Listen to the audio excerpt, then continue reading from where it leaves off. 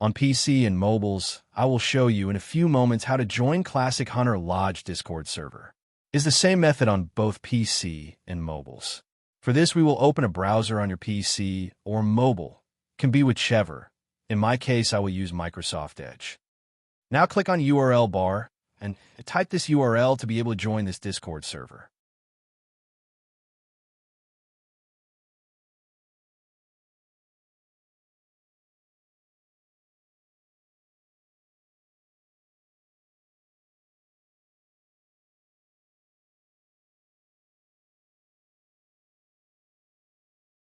Doing this will automatically start your Discord application if you have it installed.